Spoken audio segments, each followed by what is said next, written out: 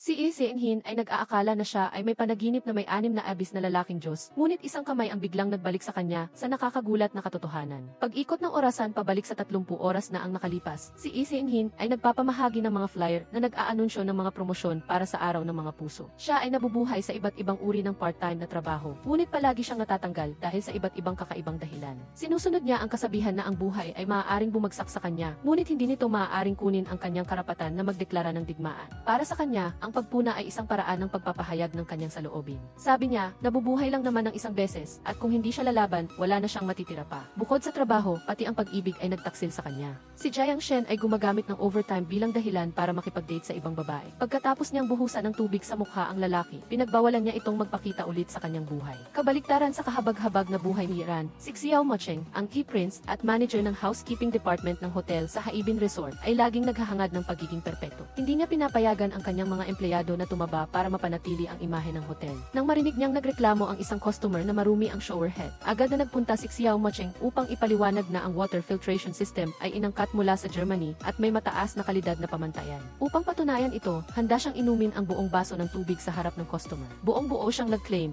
ang shower head ay hindi marumi, mayroon lamang itong mga luma na metal na mansa dahil ang Twin High Hotel ay umiiral na sa loob ng higit sa 25 taon. Para sa kanya, ito ay tulad ng isang marangal na babae, mas nagiging kaakit-akit sa paglipas ng panahon. Gayunpaman, humingi pa rin siya ng paumanhin sa customer dahil sa pag-aalala nito. Binigyan niya ang customer ng libreng upgrade sa isang sea view room at inanyayahan ang marangal na babae na lumahok sa pagsubok ng mga bagong pagkain. Alam niyang si Ginang Liu ay ang asawa ng presidente ng Culinary Association. Dahil sa pag-inom ng tubig, nakaramdam si Mocheng ng pananakit ng tiyan. Iniulat ng kanyang assistant na si Chen Mo na nawala ng laundry department ang buttons ng jacket ng isang customer. Gayunpaman, dahil ito ay isang limited edition na jacket, mahirap hanapin ang eksaktong kaparehong buttons. Alam na ito ni Mocheng at nakahanap na siya ng nagbebenta. Inutusan niya si Chen Mo na mag-boxing para pumayat at siya na lang ang kukuha ng buttons. Natuklasan na ang best friend ni Iran na si Fan Yi ay may online live stream shop. Madalas siyang humihingi ng tulong kay Iran para maghanap ng mga bihirang item, kasama na ang buttons ng jacket. Naalala ni Yi na laging gustong magbukas ng maliit na hotel ni Iran, kaya inanyayahan niya itong mag-experience sa pinakamalaking 5-star hotel sa lungsod. Dahil kailangang bumalik ni Yi para mag-live stream, hiniling niya sa kanyang kaibigan na ihatid ang package sa customer. Inubos ni Iran ang ilang bote ng alak bago dumating si Mocheng. Ibinigay niya ang buttons at nagplano na bumalik upang magpatuloy sa pag-inom para makalimutan ang kanyang kalungkutan. Tinawag siya ni Mocheng at humingi ng tulong upang dalhin siya sa pinakamalapit na banyo. Ayaw niyang pumasok dahil marumi at walang ilaw, ngunit hindi na siya pinapayagan ng pananakit ng kanyang tiyan na maglakad pa.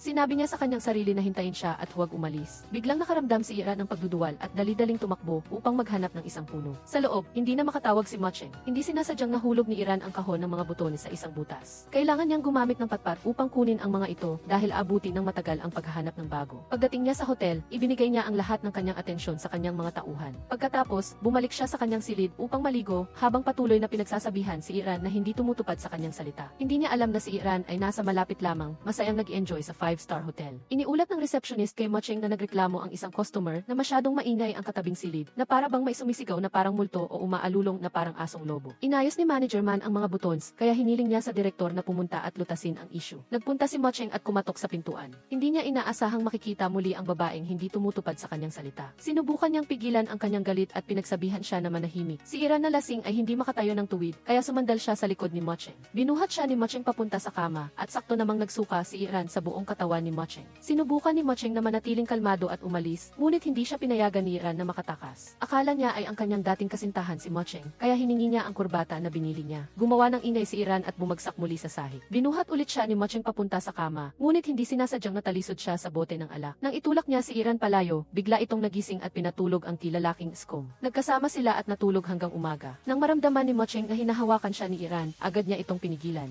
Sinipa siya ni Iran mula sa kama. Napakunot noo si Iran na parang nawalan ng alaala. Iginagalang ni Mocheng ang mga customer, kaya kalmado niyang isinalaysay ang lahat ng nangyari. Ang security camera sa harap ng silid at ang sugat sa kanyang ulo ay maaaring magpatunay sa lahat. Mayabang na pinalabas ni Iran si Mocheng sa silid. Pagdating niya sa reception desk para mag-check out, narinig niya ang receptionist na nagsasabing may karagdagang bayad na 600 yuan para sa alak sa kanyang silid. May listahan ng presyo ang hotel, ngunit natakpan ito ng jacket ni Iran. Sa kabilang banda, si Mocheng ay may online meeting kasama ang kalihim ng presidente. Sinabi niya na napanatili ng Haibin ang isang record na 61 taon na walang negatibong review. Kung mapapabuti niya ang ranggo ng hotel, kailangang tuparin ng kanyang ama ang kanyang pangako at baguhin ang plano na ilipat ang Haibin. Sa banyo, si Goksindi, ang receptionist, ay nang insulto na si Iran ay mahirap ngunit nananatili sa isang 5-star hotel. Biglang lumitaw si Iran at sinabing ang 600 yuan ay makakabili ng 30 kilo ng karne, higit sa 50 kilo ng gulay at bigas, sapat na para sa isang pamilya sa loob ng kalahating buwan. Tinawag niyang 5-star ang hotel, ngunit 1-star ang serbisyo, 1-star ang karanasan sa paglagi, 1-star ang antas ng pamamahala, at overall ay 1-star. Pag-uwi, galit na binigyan ni Iran ang haibin ng 5 1-star reviews sa isang online review platform. Hindi niya inaasahan na pagkatapos ng isang minuto, ang kanyang post ay makakakuha ng libu-libong interaksyon. Agad na nag-check out ang maraming tao at sinabing hindi na sila babalik. Sa Tourism Industry Summit, nagbigay ng talumpati ang direktor ng Baishan Hotel at sinadyang na i-post niya ang 1-star review ng Haibin Hotel. Sa halip na tumakas, direktang hinarap ni Macheng ang problema. Inamin niya na ang Haibin ay nakakuha ng 1-star review kagabi. Sinabi niya na ang hotel ay nagpapatupad ng isang bagong programa na nag-imbita sa mga reviewers na magkaroon ng tunay na karanasan upang magbigay ng objektibong feedback sa social media. Sa pamamagitan nito, masusubaybayan ng lahat ang Haibin. Ang 1-star na review ay nagpapatunay na ang mga review ng Haibin ay tunay. Ipinahayag niya na hindi natatakot ang Haibin sa isang bituin dahil sa pamamagitan ng masasamang salita, ang hotel ay maaaring umunlad ng higit pa. Tungkol sa Haibin, tinanggal ni Macheng sa trabaho si Guk Cindy dahil sa kanyang walang ingat na komento.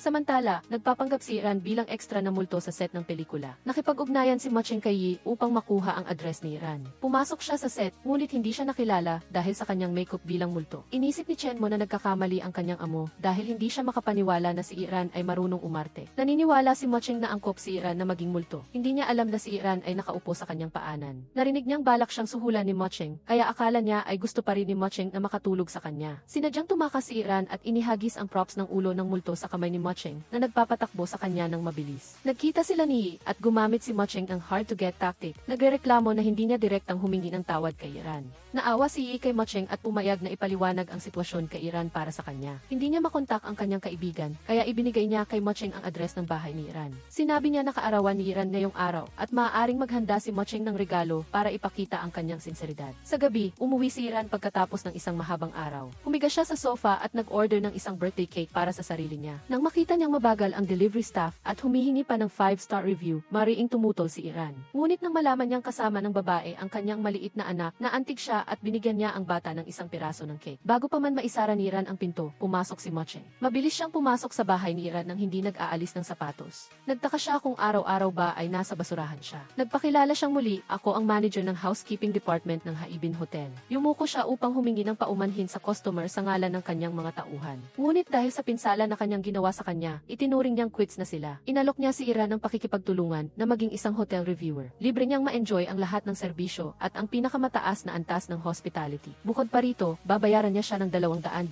bawat araw. Nagbago ang ugali ni Iran nang marinig niya ang sweldo. Sinabi ni Macheng na lilipat si Iran sa hotel at magpapaskil ng kanyang karanasan sa social media araw-araw. Maganda man o masama, kailangan niyang sabihin ang totoo. Nang marinig niyang 3 araw lang, natakot si Iran na baka hindi sapat ang kanyang karanasan. Pumayag si Macheng na gawin itong 1 linggo. Masaya si Iran at nagplano siyang magbuhos ng tsaa para sa boss niya. Hindi niya inaasahang matatalisod siya sa isang wire at mahuhulog sa bisig ni Macheng. Ang kamay ni Macheng na puno ng cake ay sumira sa tensyonadong sandali ni Iran. Balik sa Haibin Hotel, si Iran ay tinanggap na parang isang super VIP na customer. Binigyan siya ng isang deluxe suite na may tradisyonal na estilo. Natuklasan ni Iran sa kontrata na 3 araw lang ang nakasulat. Nilinaw ni Macheng na ang kanyang sign sa kamay ay nangangahulugang 3 araw, hindi 7. Tinanggap na lang ito ni Iran. Agad siyang nagsimulang magtrabaho. Nagreklamo siya na masyadong malambot ang kutson at masama sa likod. Nakita niya na lahat ng bagay ay nakasulat sa Ingles, kaya nagduda siya na ang hotel ay may diskriminasyon sa antas ng edukasyon. Alam ni Macheng na sinasadya lang niyang gawing mahirap ang mga bagay, kaya muli siyang pumirma sa kontrata para sa 7 araw. Pagkatapos umalis ni Macheng, masayang tinamasa ni Iran ang 5-star hotel. Eksakto sa oras na iyon, dumating ang mga staff ng hotel upang bigyan siya ng sorpresa. Naghanda sila ng cake at alak at inawit ang happy birthday para kay Iran. Sinubukan niyang manatiling kalmado, ngunit labis siyang naantig dahil kakaunti lang ang nakakaalala sa kanyang kaarawan. Sa unang araw niya bilang reviewer, masigasig na sinuri ni Iran ang kalidad ng bawat item sa silid.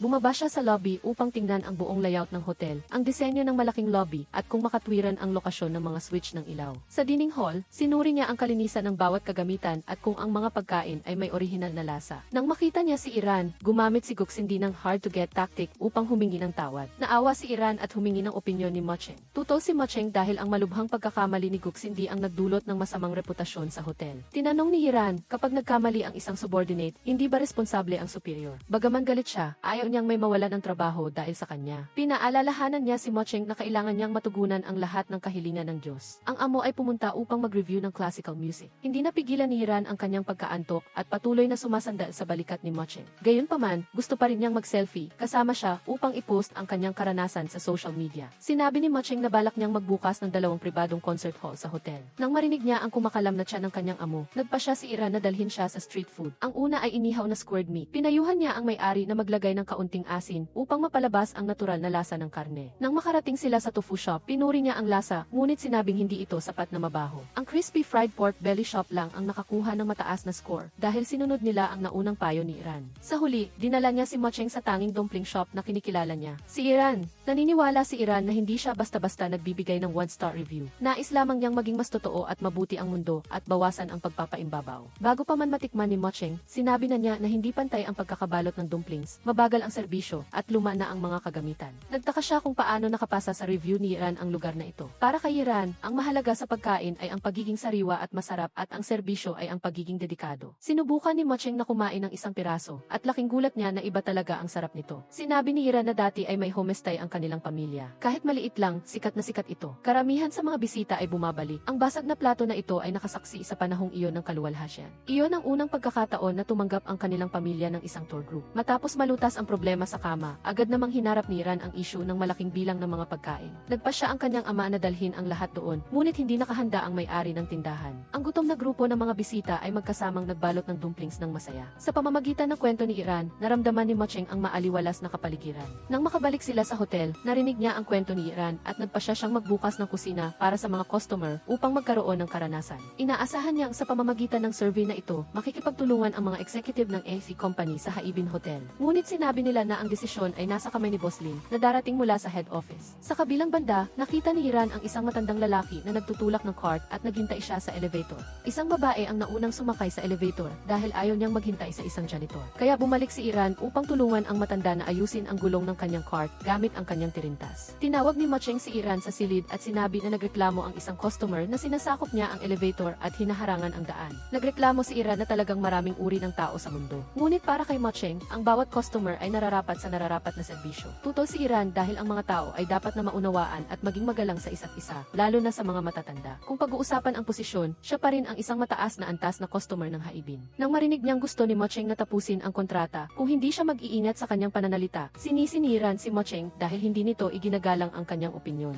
Sa halip na lutasin ang problema ng hotel, nagpapanggap lang siya na gusto niyang magsalita ng mabuti si Hiran para sa Haibin. Habang naglalakad sa pasilyo, narinig ni Hiran ang isang customer na humihingi ng tulong sa isang staff ng hotel upang bumili ng gamot. Gayunpaman, ang patakaran ng Haibin ay hindi pinapayagan ang pagbili ng prescription medicine para sa mga customer. Tiningnan ni Hiran ang pangalan ng gamot at nalaman na ang customer ay may sakit sa puso. Nagmamadali siyang tumakbo upang bumili ng gamot. Lumalabas na ang kanyang ama ay pumanaw din dahil sa sakit sa puso na hindi naagapan. Alam niya na mahirap bumili ng mga gamot na may reseta, kaya humingi siya ng tulong sa isang kakilala. Nakahinga siya ng maluwag nang naibigay niya sa customer ang gamot sa tamang oras. Mula sa malayo, kinuna ng isang lalaking staff ang video ng dedikasyon ni Hiran. Sa lobby, dumating ang isang eleganteng customer na nagngangalang Linyuja para mag-check-in. Nakita siya ng lahat ng babaeng empleyado at hindi makapalis ang kanilang mga mata. Lumalabas na siya si Boss Lin ng AC Company, isang kumpanya na gustong makipagtulungan ng maraming hotel. Narinig niya na ang taong hinahanap niya ay nasa Haibin, kaya lalo siyang pumunta doon upang makita siya. Samantala, nakatanggap si Hiran ng isang puzzle. Akala niya ay tinanggap ni Mocheng ang kanyang opinyon, kaya nagpadala siya ng peace offering. Nagkasalubong sila sa pasilyo at sinundan niya ito sa bodega. Nagtaka siya kung bakit binigyan siya nito ng puzzle. Nang marinig niyang wala siyang binibigay na regalo, humingi si Hiran ng paalam. Gayunpaman, hindi niya mabuksan ang pinto. Sinabi ni Mocheng na tanga siya at nagpakita siya ng paraan. Ngunit lumalabas na sira ang pinto at hindi ito mabuksan. Nagreklamo si Hiran na ang 5-star hotel ay gumagamit ng masamang pinto at agad itong binigyan ng 1-star review. Nakalimutan ni Mocheng ang kanyang telepono at biglang namatay ang ilaw. Ginamit niya ang telepono ni Hiran upang tawagan si Chenmo, ngunit inakala nito na scam call. Sinubukan niyang tawagan ulit ngunit naubos na ang baterya ng telepono ni Hiran. Nawalan siya ng kontrol at nabangga ang kanyang ulo sa ulo ni Hiran. Nang marinig si Mocheng na nagrereklamo sa sakit, napilitan si Hiran na hipan ito upang palamigin. Gayunpaman, hindi kailangan ni Mocheng ang awa mula sa kanya. Habang naghihintay na buksan ng isang tao ang pinto, inilatag ni Mocheng ang alpombra at nagsindi ng kandila. Nahulaan ni Hiran na ang isang taong tulad niya ay hindi pa nakatira sa basement. Samantalang siya, hindi lang sa basement natutulog, kundi pati na rin sa parking lot sa bodega. Nang bago pa lang siyang magtrabaho, ang dormitoryo ng pabrika ay isang mamasa-masa na silid sa basement.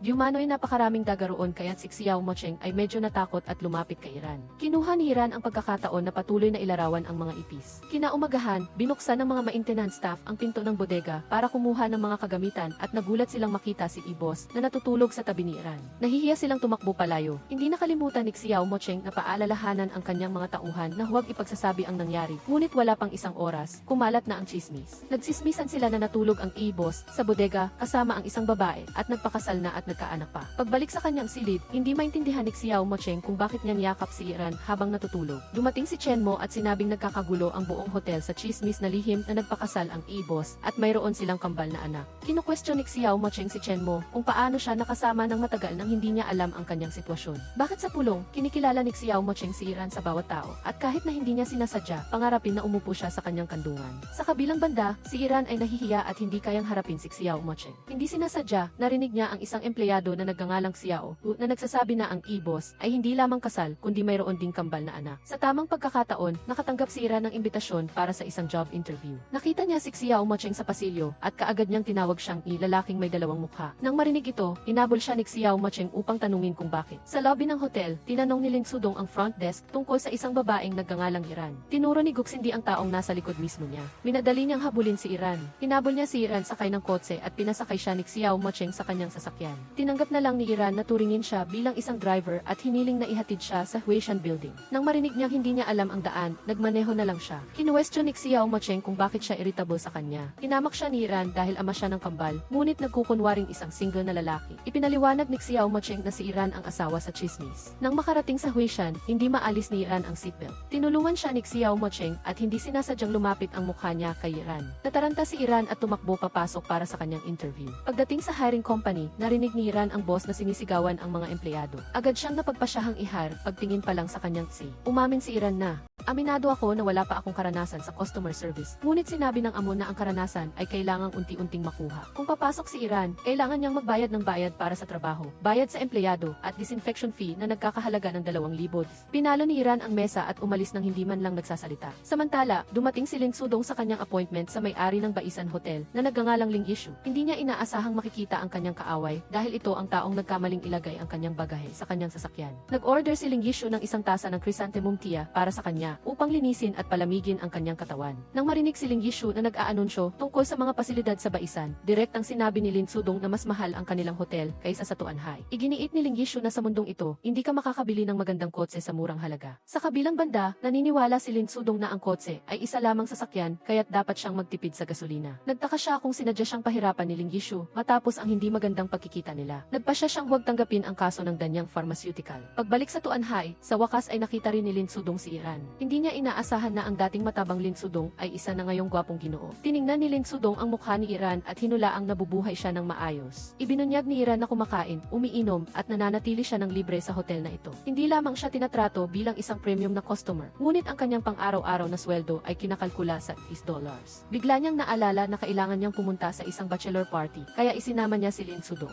Hindi sinasadya, nakatanggap siya ng isang tawag sa trabaho, aya't inimbitahan niya si Iran na mag-dinner. Samantala, nakilala ni Suksi si Iran na dating kasabay niya sa elevator. Siya at ang kanyang kaibigan ay sinadyang pahirapan si Iran. Ngunit hindi madaling mabuli si Iran. Nagkunwari siyang itinulak siya at sinadyang ihagis ang cake sa dibdib ni Suksi. Nang makita niyang susuntukin siya, mabilis na binuhusan ni Iran ng tubig ang mukha ni Suksi. Gumanti si Suksi, ngunit mabilis na piprotektahan ni Xiao Mocheng si Iran. Mabilis na pinunasan ni Iran ang tubig sa mukha niya. Hindi inaasahang nalantad ang dalawang maitim na bilog sa ilalim ng kanyang mga mata. Lumabas na may tsismis sa hotel na si Xiao Mocheng ay may insomnia. Naunawaan ng mga empleyado kung bakit laging nakasuot ng salamin si I-boss kahit sa pulong.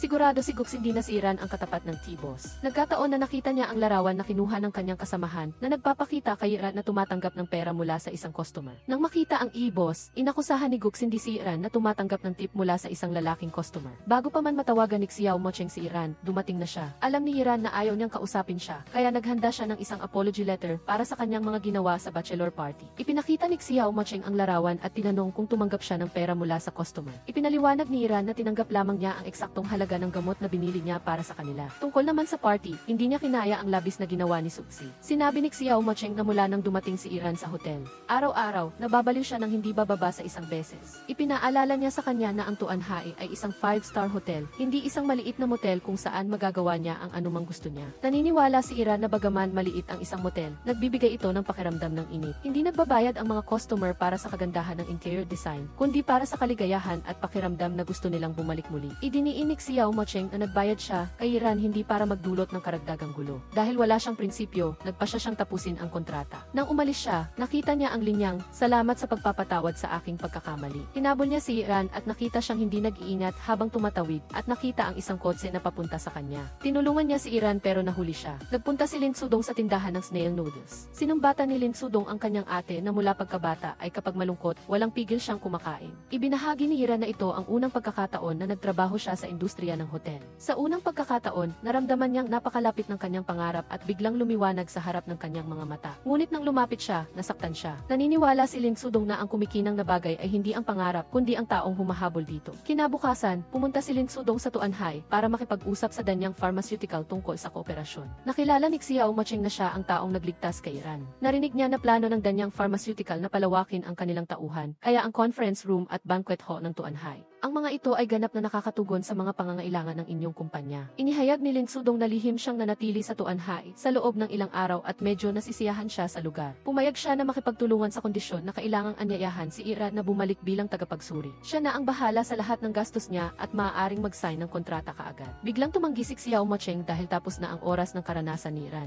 Bukod pa rito, hindi siya isang kasangkapan para makipagnegosasyon sa kontrata. Pagkatapos ng pulong, ipinadala ni Chen Mo sa kanyang key boss ang nakaraang pagsusuri ni Iran sa hotel. Nabasa rin niya ang mga positibong komento mula sa mga customer tungkol sa Tuan Hai sa ilalim ng kanyang mga tapat na pagsusuri. Bago siya mag-check out, isang customer ang humiling kay Xiao Macheng na ipaabot ang isang sulat ng pasasalamat sa kanyang tagapagligtas. Salamat kay Iran, nabuhay siya hanggang ngayon. Pinanood ni Xiao Macheng ang security footage na nagpakita kay Iran na binibigyan ng gamot ang customer at kumuha lang ng pinakamaliit na barya. Sinisisi niya ang kanyang sarili na hinatulan niya si Iran nang hindi nalalaman ang buong sitwasyon. Samantala, pinatalsik si Iran ng may-ari ng tindahan ng flower tea. Habang nagmamaneho ng kanyang inupahang kotse, nakasalubong niya ang isang lasing na lalaki na bastos. Kinabukasan, natanggap siya sa isang coffee shop. Nang makita niya ang kanyang amo na inilagay ang jacket sa kanyang balikat, mabilis siyang umiwas. Dalawang babae na naglalakad ang bumili ng 2 bote ng kape at nagbigay pa ng scarf at guantes kay Iran. 2 matandang babae ang tumakbo rin para bumili ng maraming kape. Lumabas na sa di kalayuan.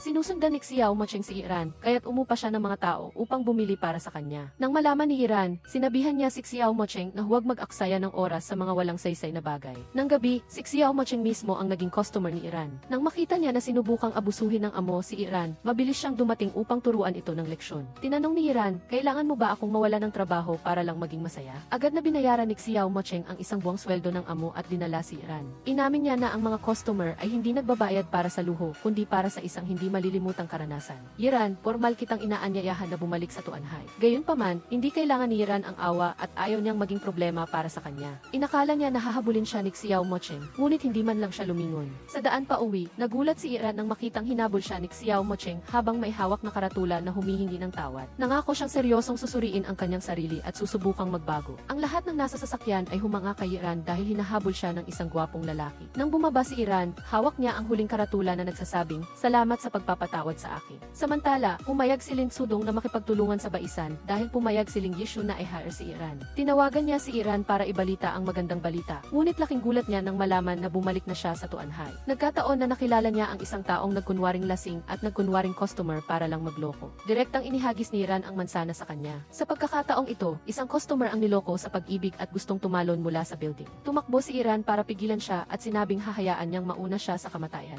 Masakit niyang ibinahagi na matapos niyang tanggapin ang engagement gifts, nalaman niya na ang kanyang magiging asawa ay mayroon ng asawa at mga anak. Inialay niya ang kanyang buong kabataan, habang ang lalaking iyon ay may kambal na anak sa iba. Mabilis na pinayuhan ng customer si Iran na huwag mamatay para sa isang masamang tao. Sa tingin niya ay mas maswerte siya kaysa sa kanya dahil ang diborsyo ay parang isang masamang review lang sa daan ng pagpili ng kapareha. Ang asawa ay nabigo na sa isang pagkakataon, ngunit pinili pa rin niyang mag-asawa ulit dahil nagtiwala siya sa lalaki. Ayaw niyang mawala ang lalaki kaya itinago niya ang kanyang nakaraan. Nagmamadaling tumakbo si Xiao Macheng. Natapos na ni Iran ang sitwasyon nang makita siyang nakayakap sa isang lalaking customer. Galit siyang pinagalitan ni Xiao Mocheng dahil sa pag-inom habang nagtatrabaho. Naniniwala si Iran na iyon ang paraan niya para lutasin ang problema. Tinawag niya si Iran sa kanyang opisina at nagtaka si Xiao Mocheng kung dati siyang ikakasal sa isang lalaking may dalawang mukha. Natawa si Iran dahil ang lalaking may malalaking kambal ay hindi ba siya. Pinaalalahanan siya ni Xiao Mocheng na kailangan niyang dumalo sa introductory training kinabukasan upang maintindihan ang mga patakaran ng hotel at ang nilalaman ng trabaho. Kung babagsak siya sa pagsusulit, hindi siya makakasali sa trabaho ng formal. Dinala niya siya sa dormitoryo ng mga empleyado ng hotel. Bagaman maliit ang silid, maganda ang tanawin mula sa bintana. Nang buksan ni Iran ang bintana, aksidente siyang nasugatan.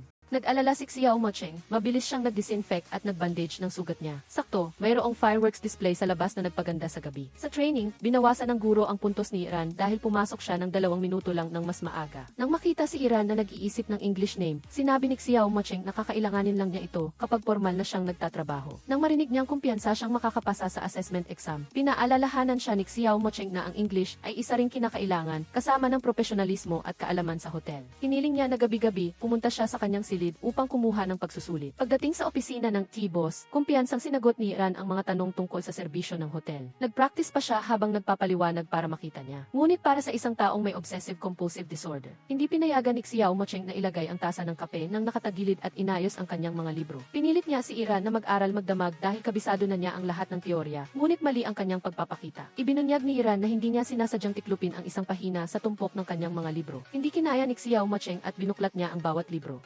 Kinabukasan, sinubukan ni Iran ng ngumiti ngunit pilit. Sinubukan niyang magtiklop ng kumot at unan ngunit buong tanghali siyang natapos. Pagkatapos, English naman ang kanyang aralin. Hindi siya makapagsalita ng isang salita kahit anong pilit niya. Kaya, nagturo na lang si Guxindi ng ilang pangkaraniwang English phrases upang matiyak na kayang makisalamuha ni Iran sa mga dayuhang customer sa buong hotel. Nang makasalubong ni Iran ang isang dayuhang customer, agad siyang humingi ng paumanhin dahil hindi maganda ang kanyang English. Kaya, nang marinig ito, masayang humiling ang customer ng tulong sa iba. Nang magkaroon ng isa pang dayuhan na gustong gawing kasintahan si Iran, hindi siya nakakaintindi kaya basta na lang niya sinabi ang POK. Mabuti na lang at napansin ito ni Xiao Mocheng at sinabi niyang may boyfriend na si Iran. Dinala niya siya pabalik sa silid upang ipagpatuloy ang kanyang pagsasanay. Sa pagkakataong ito, nagbigay si Xiao Mocheng ng 1-star review kay Iran. Inireklamo niya na hindi nakalagay ng maayos ang mga kagamitan, may tubig pa sa faucet, may fingerprint at may buhok pa sa sahig. Nagpasya siyang simulan siya sa evening room cleaning service. Sinabi niya na personal siyang pupunta upang suriin ito mamaya. Inakala ni Iran na kailangan niyang magsuot ng sexy na damit para painitin ang kama para sa T-Boss. Gusto niyang personal na pumasok sa lungga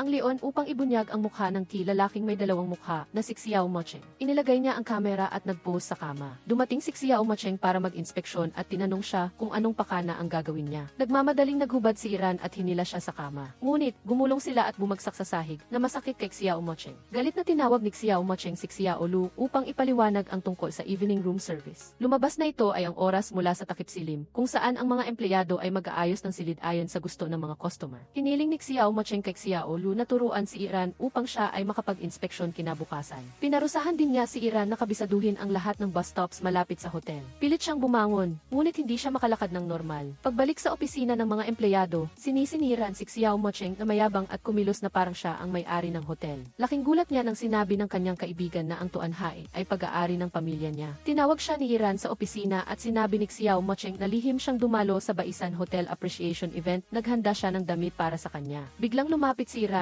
na ikinagulat ni Xiao Mocheng. Naalala niya ang sakit mula kagabi. Lumabas na tinatanong lang niya ang tungkol sa overtime pay. Pagdating sa Baisan, naisip ni Iran na isa siyang prinsesa na papasok sa isang sayawan. Ngunit ang realidad ay malupit. Pagkatapos ng ilang hakbang, muntik na siyang matumba. Nagsimula siyang magtrabaho at kinuha ang lahat ng mga eksena. Ang bawat kasangkapan at uri ng alak na ginamit sa party. Samantala, nakatanggap si Xiao Mocheng ng daan-daang larawan mula kay Iran. Tinawagan niya siya upang paalalahanan na iulat ang kanyang mga pangunahing gawain. Sa mismong sandaling iyon, narinig niya ang sigaw ni Iran. Nag-alala siya, mabilis siyang pumunta sa party ng kanyang kakumpetensya sa negosyo. Nakita niya si Iran na hinahanap ang kanyang sapatos. Pinulot niya ito at inilagay sa harap niya. Nang tanungin niya kung bakit siya sumigaw ng malakas, sinabi niya na sumingit siya para kumuha ng libreng cosmetics. Nakahinga ng maluwag si Xiao Mocheng. Personal niyang isinuot ang sapatos at tinulungan si Iran na tumayo. Sinabi niya na tapusin na niya ang kanyang trabaho, ngunit gusto ni Iran na manatili upang makipaglaban para sa espesyal na premyo. Nang makita si Iran na hinihila si Lin Sudong sa entablado, gusto ring sumali ni Xiao Mocheng. Nang makita ang dalawang lalaki na nag-aaway para sa isang babae, sumali rin ang may-ari ng baisan na dating may gusto kay Xiao Mocheng. Nag-alok si Xiao Mocheng ng dagdag na sweldo upang hikayatin si Iran na maging teammate niya. Nagsimula na ang laro. Ang dalawang babae ay magbibigay ng mga pahiwatig para tamaan ng kanilang mga kasamahan ang kalaban. Nang marinig ang boses ni Iran, mabilis na natalo ni Xiao Mocheng si Lin Sudong. Sa turn ng dalawang babae, pagkatapos ng ilang hakbang, natamaan ni Ling Yishu ang ulo ni Iran. Sa ikalawang round, determinadong maghiganti si Xiao Mocheng. Sa huli, walang umamin ng pagkatalo sa kanila ni Lin Sudong. Sa restaurant, nag-order si Lin Sudong ng isang ki-immoral na inihaw na karne para kay Xiao Mocheng. Bilang ganti, nag-order si Xiao Mocheng ng egg defeated lobster para sa kanya. Itinaas ni Iran ang kanyang baso, ngunit hindi niya maalis ang tensyon. Galit siyang nag-order ng walang kwentang alimasag. Sa gitna ng pagkain, binalatan ni Lin Sudong ang alimasag para kay Ling Yishu. Hindi nagpatalo si Xiao Mocheng, mabilis niyang inilagay ang lahat ng natitirang pagkain sa plato ni Ling Yishu. Pinaalalahanan sila ni Ling Yishu na respetuhin siya at ang pagkain. Sobrang anghang ng kinain ni Xiao Mocheng na pinawisan siya at natanggal ang kanyang concealer sa ilalim ng mata. Nang makita si Iran na maingat na pinaalalahanan siya, nagkunwari siyang may trabaho sa hotel. Bago umalis, hindi niya nakalimutan na hilahin si Iran palayo sa kanyang kalaban sa pag-ibig. Sa loob ng kotse, inilagay ni Iran ang powder sa mukha ni Xiao Mocheng. Sa sandaling nagtagpo ang kanilang mga mata, tumigil ang oras. Nahihiya siyang hinila ang salamin at marahang hinawakan ang kanyang pisngi. Nang marinig niyang gusto niyang umuwi mag-isa, sumunod siya. Unang beses niyang sumakay sa bus, hindi niya gustong hawakan ang handrail. Naisip niyang kailangan ng mga tao na magsikap para kumita ng pera para hindi sila siksikan sa ganitong masikip na lugar. Inakala ni Iran na ang electric bus ay eco-friendly at may sariling driver. Ang mundong ito ay hinuhubog ng pananaw ng bawat isa. Biglang nag-break ang driver kaya napasubsob si Xiao Mocheng sa mga bisig ni Iran. Sa wakas, nakaupo na rin sila. Pinutungan siya ni Iran ng headphones para hindi siya mainip sa susunod na 10 hintuan. Nakita niyang natutulog si Xiao Mocheng kaya ginamit niya ang kanyang kamay para gawing unan para rito. Sa huli, pareho silang nakatulog hanggang sa huling hintuan. Sinisi niya si Iran dahil hindi ito nag-drive kaya kinailangan nilang maglakad pabalik sa hotel. Nahiga si Iran dahil sa sakit ng paa, kaya hindi na siya makalakad. Napilitan si Xiao Mocheng na kumuha ng tricycle para sakyan siya, at siya naman ay tumakbo sa likod. Pinuri ni Iran ang maputik na mukha ni Xiao Mocheng, na mas kaakit-akit kaysa sa kanyang karaniwang malamig na itsura. Samantala, sa hotel, isang pagod na customer ang nagbukas ng elevator. Nakita niya ang isang bata na may magulong buhok na humingi ng tulong para pindutin ang elevator dahil wala itong kamay. Sa takot, sumigaw siya na may multo. Pagkatapos ay sinuri niya ang security camera. Talagang may isang bata na tumatakbo ng mabilis sa hagdanan. Ang kwentong iyon ay isang chismis na kumakalat sa buong hotel. Kinabukasan, may nagreklamo na customer na patuloy na kumakatok sa dingding ang katabing kwarto. Gayunpaman, sinuri ni Guxindi ang listahan. Hindi pa nare-reserba ang katabing kwarto. Napilitan ng empleyadong siksuyuan na pumasok at tingnan ito. Totoong walang tao sa kwarto. Biglang kumurap-kurap ang ilaw kaya natakot siya at tumakbo. Sa elevator, nakita ni Ksuyuan ang isang batang babae na nakasuot ng puting damit, lalo siyang natakot. Kumalat ang masamang balita at agad na kumalat sa buong hotel ang kwento ni Ksuyuan na nakakita siya ng multo. Tinipon ni Xiao Mocheng ang mga empleyado ng housekeeping department at pinaalalahanan ang mga matatanda na huwag maniwala sa mga walang basihang chismis. Kung makarinig sila ng mga diskusyon tungkol dito, umaasa siyang gagamitin ng bawat empleyado ang kanilang profesional na saloobin para lutasin ang problema, hindi kumalat ang chismis. Nakita ni Hira na masakit ang likod ni Xiao Mocheng, kaya lihim siyang nagdala ng pain-relieving patch para sa kanya.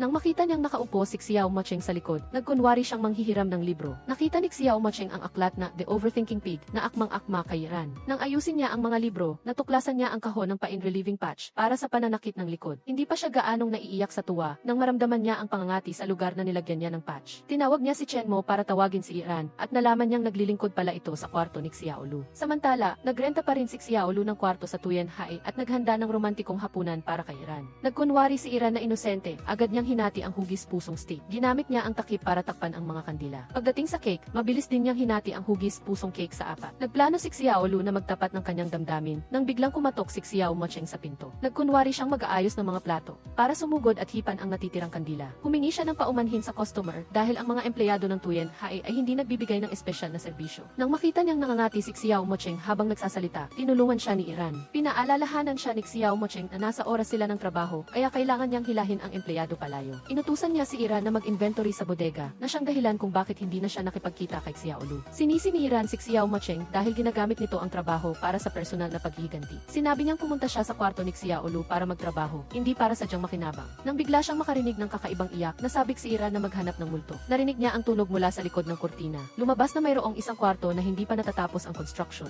Nang makita niya ang mukha na humarap sa kanya, Si Xiao Macheng ay natakot at natumba. Ang totoo, ito ay isang lalaki na tinanggal sa security team noong nakaraang buwan dahil nakatulog sa trabaho. Wala siyang matuluyan kaya nagtago siya roon. Nang makita ni Xiao Lu si Iran, agad siyang nagtapat na gusto niya ito. Alam ni Iran na gusto siya ni Xiao Lu mula pa noong 6 na taong gulang sila. Hindi niya lang inakala na ang damdaming iyon ay tumagal hanggang ngayon. Gayunpaman, itinuturing niya lang siyang parang nakababatang kapatid. Kung lalampas siya sa hangganan na iyon, titigil na silang maging magkaibigan. Nagbiro si Xiao Lu, sinabing nag-ensayo lang siya para sa isang pagtatapat. Si Iran ay walang masabi sa kanyang hangal na nakababatang kapatid. Samantala, dumating si Ling Yishu sa Tuyenhai para makipag-usap kay Xiao Mocheng. Aksidenteng nakita niya ang isang batang babae sa elevator, kaya naalala niya ang chismis tungkol sa multo sa Tuyenhai. Nang makita niya si Xiao Lu na tumitingin kay Ling Yishu na tumatakbo ng mabilis, inakala ni Iran na si Ling Yishu ang gusto niya. Agad niyang hinimok si Xiao Lu na habulin si Ling Yishu. Ngunit alam niya na siya talaga ang babae sa puso nito. Habang naglalakad si Iran sa tapat ng elevator, bigla niyang nakita ang isang batang babae na nakaupo at yakap-yakap ang kanyang mga tuhod. Dahan-dahan siyang lumapit at inalis ang buhok nito sa mukha at lumitaw ang isang napaka-cute na mukha. Sinabi ng batang babae na natatakot siyang mag-isa sa kwarto, kaya naghintay siya sa labas na bumalik ang kanyang nanay. Ipinasuot ni Iran ang kanyang jacket, tinirintas ang buhok nito at dinala ito para bumili ng cake. Sinabi ng batang babae na noong araw na iyon, nasugatan ang kanyang kamay sa pagbabalat ng prutas, kaya humingi siya ng tulong sa isang babae para pindutin ang elevator. Hindi rin niya maintindihan kung bakit. Umiwas ang babae nang makita ako. Nang marinig niyang hindi pa nakakakain ng mango cake ang batang babae, ibinigay ni Iran ang lahat ng cake dito. Samantala, narinig ni Xiao Mocheng na may malaking problema sa hotel. Lumabas na may allergy sa mangga ang bata, kaya hindi siya pinapayagan na kumain ito. Mananagot ang nanay ng bata kung sakaling may masamang mangyari sa kanyang anak. Pinapaalalahanan ni Xiao Mocheng si Iran na ito ang dahilan kung bakit may mga patakaran. Sinabi niyang manatili na lang siya at siya na ang pupunta sa ospital para ayusin ang problema. Pagkatapos, sa harap ng emergency room, sinabi ng doktor na ligtas na ang bata, ngunit kailangan pa ring manatili sa ospital para sa pagmamanman. Pagbalik sa hotel, inutusan ni Xiao Mocheng si Chen Mo na agad na kontrolin ang opinyon ng publiko at pigilan ang mga empleyado na pag-usapan ang nangyari kagabi. Nang bigla siyang makarinig ng balita, ang chismis na may multo sa hotel ay naging hot topic. Ang legal department ay nakatanggap ng reklamo mula kay Im Hyuan, ang ina ng batang babaeng may allergy. Hinihingi niya na magbayad ang hotel, magbigay ng pampublikong paghingi ng tawad at tanggalin si Iran. Nagpunta si Xiao Lu kay Xiao Mocheng para magbigay ng petisyon sa ngalan ng mga empleyado para manatili si Iran. Naniniwala siyang may mabuting puso si Iran at hindi niya alam na may allergy sa mangga ang bata. Ngunit pansamantalang sinuspinde ng Human Resources Department ang trabaho ni Iran. Sa ospital, ipinakita ni Xiao Mocheng kay Im Hyuan ang video kung paano binigyan ni Iran ng first aid ang bata. Ibinigay ni Im Hyuan pabalik ang regalo at inanyayahan siyang makipag-ugnayan sa kanyang abogado. Ipinaliwanag ng batang babae na naramdaman ni Iran na kaawa-awa siya, kaya dinala siya para bumili ng cake. Ang batang babae ay nais na matikman ang mangga dahil hindi pa siya nakakakain nito. Nagmamadaling umalis si Im Hyuan para ayusin ang problema. Iniiwan ang kanyang anak na mag-isa sa kama ng ospital. Sakto namang dumating si Iran para bisitahin ang kaawa-awang batang babae. Masaya siya na maayos ang kalagayan ng bata. Sabi ng bata, mula nang maghiwalay ang mga magulang niya, palaging abala ang kanyang nanay at iniiwan siya. Sa buong panahong iyon, si Iran lang ang nag-iisang tao na nagpakita ng pagmamalasakit sa kanya. Inaliw ni Iran ang batang babae at sinabing titigil na sa pag-iyak at bibigyan siya ng 2 bag ng pinatuyong pinya. Sa pagbalik sa hotel, sinabi ni Xiao Mocheng na hindi nahahabulin ni Im Hyuan ang kaso at humingi ng paumanhin kay Iran. Sumang-ayon siyang hayaan siyang magpatuloy sa trabaho, ngunit kailangan pa rin siyang parusahan. Sa pulong ng housekeeping department, nagdesisyon si Xiao Mocheng na bawasan ng 1 buwang bonus si Iran.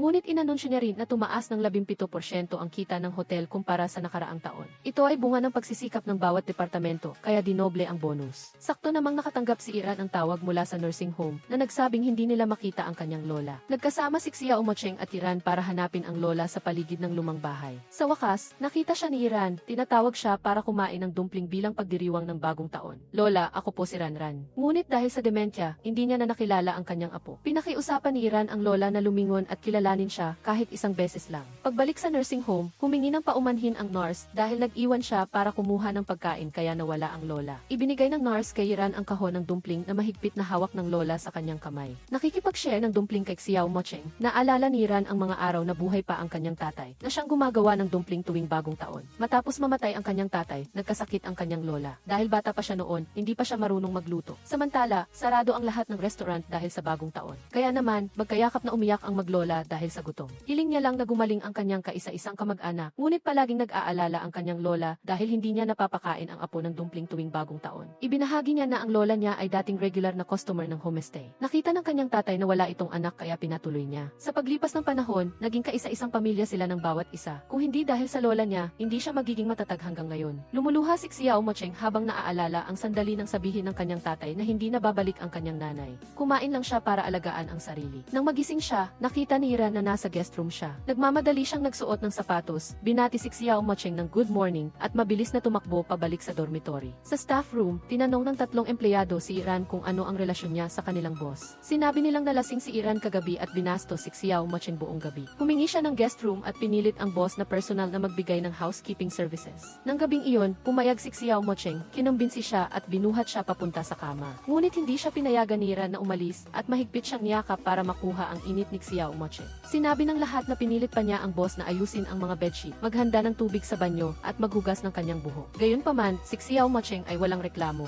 at masayang sumunod sa lahat ng sinabi ni Iran. Hanggang ngayon, wala pa ring hakbang si Xiao Mocheng para parusahan siya. Lumalabas na naghihintay si Xiao Mocheng na kusang makipag-ugnayan si Iran sa kanya. Nang marinig niya ang katok ni Iran sa pinto, nagkunwari siyang malamig. Hindi niya inakala na sasabihin ni Iran na kalimutan na ang nangyari kagabi. Inaasahan niyang ituring na lang ni Xiao Mocheng na parang nakagat siya ng aso at huwag nang magtanim ng sama ng loob. Nang marinig niyang walang balak siyang bigyan ng atensyon, humingi si Iran ng pahintulot na bumalik sa trabaho. Wala na lang nagawa si Xiao Mocheng kundi magtiis. Sa pulong, inanunsyo ni Xiao Mocheng na mayroong daan-daang video na isinumite para sa Tuyen High Experience na programa. Dahil abala ang marketing department sa paghahanda para sa isang malaking event, humingi sila ng tulong mula sa housekeeping department. Inutusan niya si Iran na panoorin ang lahat ng mga video at hindi pa siya tapos hanggang gabi na. Tiyak na tiyak si Panyi na ang kanyang matalik na kaibigan ay may malaking kasalanan sa boss. Nagpunta si Iran sa technical room at habang nasa banyo ang security guard, pinanood niya ang key footage. Sa elevator, lumabas na si Xiao Mocheng ang unang humalik sa kanya. Sa kanyang kwarto, naalala ni Iran na mahigpit niyang niyakap si Xiao Mocheng. Dahan-dahang hinawakan ni Xiao Mocheng ang kanyang mga labi. Inamin niya rin na sinadya niya iyon. Gayunpaman, inihalin tulad ni Iran ang insidente na parang kinagat siya ng aso. Hinala niya na gusto siya ni Xiao Mocheng, kaya ginawa niya iyon. Hindi pa siya handa, ngunit ayaw niyang maghintay ng matagal para sa kaligayahan.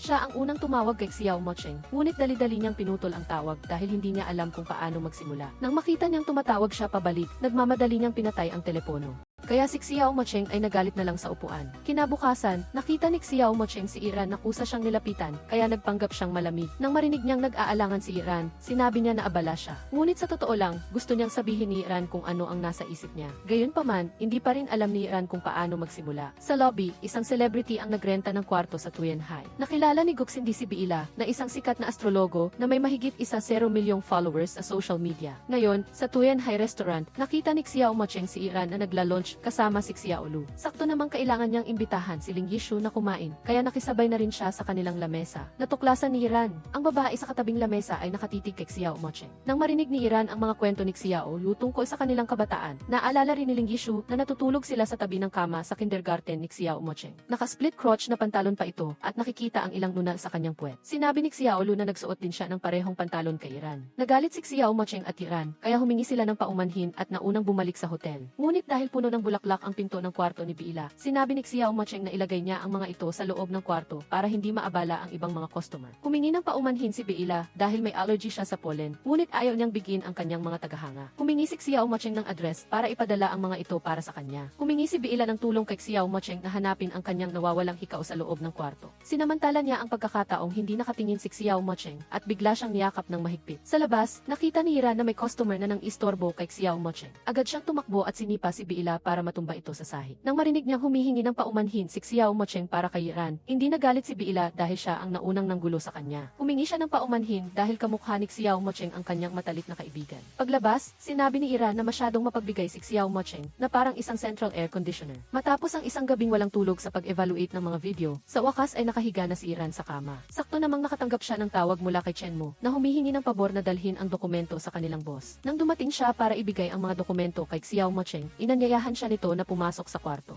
Natuklasan niyang walang kama ang apartment ng boss, marahil dahil sa insomnia. Umupo siya sa sofa at nakatulog hanggang gabi na. Nais ni Iran na umalis ng tahimik, ngunit tinawag siya ni Xiao Mocheng para kumain. Tinikman niya ang matamis at maasim na baboy na personal na niluto ng boss at pinuri niya ito. Inalis ni Xiao Mocheng ang butil ng kanin na dumikit sa gilid ng labi ni Iran na nagpakilig sa kanya. Nang binanggit niya ang nangyari sa elevator, sinabi ni Xiao Mocheng na nakalimutan na niya iyon at mas maganda pa rin iyon kaysa sa ituring na parang nakagat ng aso. Hindi alam ni Iran kung paano magpaliwanag, kaya habang kumakain siya, sinabi niya na gusto niya ito. Iran, hindi ba ako nagkakamali? Xiao Mocheng, gusto kita. Makapal ang mukha ko, kaya ayos lang kung ma-reject ako. Hindi pa ba sapat ang pagpapakita ko ng aking damdamin? Nagkunwari si Xiao Mocheng na may butil ng kanin sa bibig ni Iran at ginamit ang kanyang labi para alisin ito. Sa hiya, inubos ni Iran ang kanyang baso ng tubig at sadyang dinikitan ulit ng butil ng kanin ang kanyang bibig. Samantala, aksidenteng narinig ni Xiao Lu ang boses ni Ling Yishu sa katabing dining room. Pinilit siya ng kanyang kasosyo na uminom ng alak, kaya humingi siya ng paumanhin para pumunta sa banyo. Tinulungan siya ni Xiao Lu sa pamamagitan ng pag-alok sa bawat panauhin ng isang bote ng alak. Pagbalik ni Ling Yishu, tanging si Xiao Lu na lang ang natira. Inalalayan ni Xiao Lu si Ling Yishu papunta sa kotse, ngunit bigla nitong kinurot ang kanyang pisngi at ninakaw ang kanyang unang halik. Sa huling biyahe ng bus, iniisip pa rin ni Iran ang halik ni Xiao Mocheng. Samantala, naisip niya na kailangan niyang bumili ng kama. Maaga pa lang, inutusan na ni Xiao Mocheng si Chen Mo na magdala ng pagkain kay Iran. Hula niya na dinala ni Iran ang dokumento hanggang sa puso ng boss. Nang makita ang thoughtful na almusal, napangiti si Iran bilang pasasalamat. Lihim siyang nagpadala ng mensahe ng pag-ibig nang dumaan siya kay Xiao Mocheng. Naghintay si Iran na makita siya, ngunit sinabi niya na huwag siyang bigyan ng espesyal na pagtrato dahil nakasaad sa employee handbook na mahigpit na ipinagbabawal ang pakikipag-date sa lugar ng trabaho. Nang marinig niya si Xiao Lu, agad niyang sinaway si Iran dahil hindi maayos na inilatag ang kama. Samantala, nagising si Ling Yishu at nakita niya si Xiao Lu sa kanyang kwarto at nakasuot pa ng kanyang bathrobe. Ipinaliwanag niya na nahirapan siyang dalhin siya pabalik dito at iginuhit pa niya ang isang cute na mukha ng aso para sa kanya. Galit na kinagat ni Ling Yishu ang kamay ni Xiao Lu. Samantala, ang chairman ng Tuyen High, si Xiao Buhan, ay biglang bumisita sa kanyang anak. Pinuri niya si Xiao Mocheng na mayroon siyang kakayahan dahil sa malaking pagtaas ng kita ng hotel. Ngunit sinabi niya hindi pa sapat ang mga ito para manatili ang Tuyen High sa kanya. Umaasa si Xiao Mocheng na tutuparin ng chairman ang kanyang pangako na hindi niya ibebenta ang Tuyen High kung magiging top-rated ito. Sakto namang dumating si Ling Yishu para bisitahin ang tiyo. Sinabi niya na palaging sinasabi ng kanyang tatay na dapat siyang matuto mula kay Chairman Xiao. Sa hapunan, nag-order si Chairman Xiao ng mga paboritong pagkain ng kanyang magiging manugang. Itinama ni Xiao Mocheng na mayroon na siyang kasintahan.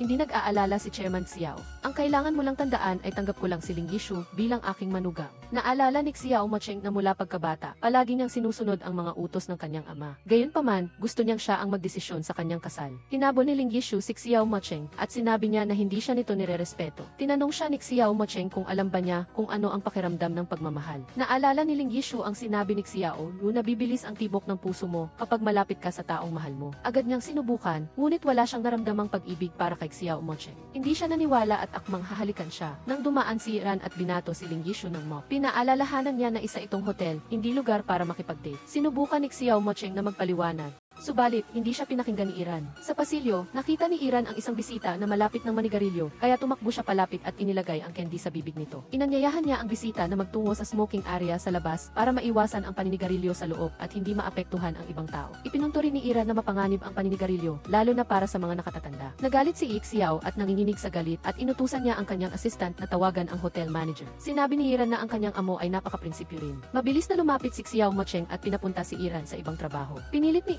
Xiao ang kanyang anak na tanggalin agad si Iran, ang nakakainis na batang iyon. Tumanggi si Xiao Mocheng, maliban na lang kung sisantihin din siya ng chairman. Mula sa malayo, nakita ni Xiao Lu na sinasaktan ng isang matandang lalaki ang kanyang amo, kaya mabilis siyang tumakbo para ikwento ito kay Iran.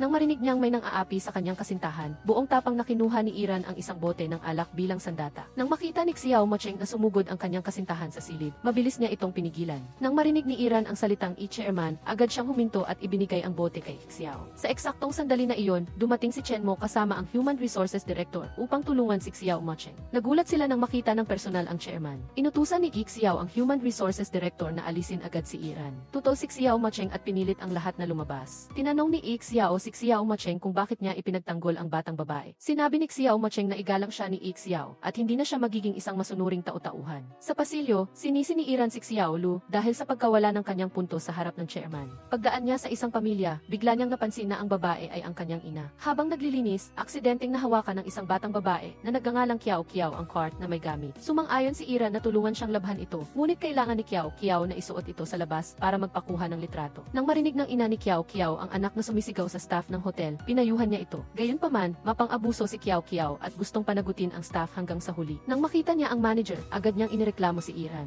Ipinakilala ni Iran ang kanyang sarili upang mas madaling isumbong siya ni Kiao Kiao. Ngayon lang napansin ng ina ni Iran ang kanyang anak at mabilis na tumakbo para sundan si Iran. Ipinaliwanag niya na ipinilit ng kanyang dating asawa na gamitin ang lahat ng pera ng pamilya upang magtayo ng homestay na hindi naman kumikita ng malaki. Dahil sa matinding utang, napilitang umalis ang kanyang ina. Giit ni Iran, simula nang umalis ang kanyang ina sa kanilang dating bahay, wala na siyang ina. Sa banyo, naawa si Xiaolu sa kalagayan ni Iran. Pumunta siya upang makipagkwentuhan sa kanyang mga kasamahan at idinaing ang sitwasyon ni Iran. Hindi nila alam na nasa likuran nila si Xiao Mocheng at pinapakwento ang buong istorya. Pagkatapos ng trabaho, umuwi si Iran upang uminom para maibsan ang kalungkutan at muli niyang nakita si Xiao Mocheng. Nag-aalala siya na malungkot ang kanyang kasintahan, kaya pinayagan niya itong magbakasyon ng ilang araw. Sa halip na uminom, dinala niya ito upang maglabas ng sama ng loob. Malungkot na naaalala ni Iran ang sandali nang umalis ang kanyang ina at pagkatapos ay ang pag-alis din ng kanyang ama magpakailanman. Ipinanganak siya ng kanyang mga magulang, ngunit iniwan siyang nag-iisa sa mundong ito. Pagkatapos niyang ilabas ang lahat ng kanyang sama ng loob at galit, nararamdaman ni Iran na bumuti ang kanyang pakiramdam. Pinayuhan niya si Xiao Mocheng na huwag labanan ang chairman, kung kinakailangan, magre-resign na lang siya. Sabi ni Xiao Mocheng, Iran, kasama mo ako, hindi ka aalis saan man. Sa pagpupulong ng pamilya ng mga Yi, pinili ng chairman si Iran na magsilbi sa hapagkainan. Gusto ni Xiao Mocheng na hilahin ang kanyang kasintahan palayo, ngunit nagbanta ang kanyang ama na sisantihin si Iran. Nang marinig ang mga pamilya na pinagpaparis si Xiao Mocheng at Yishu, inihagis ni Iran sa kanyang kasintahan ang isang crawfish at ipinaliwanag na ang pangalan ay homophonos sa traitor, manloloko. Nang makita ni Yishu na sinusubuan si Xiao Mocheng ng pusit, hindi nag-atubili si Iran na tikman ito. Sinamantala ni Xiao Mocheng ang pagkakataon na parusahan ang iwalang galang na empleyado upang hilahin si Iran palabas. Sa labas, sinisi ni Iran si Xiao Mocheng dahil sa kanyang malabo at dalawang mukhang ugali.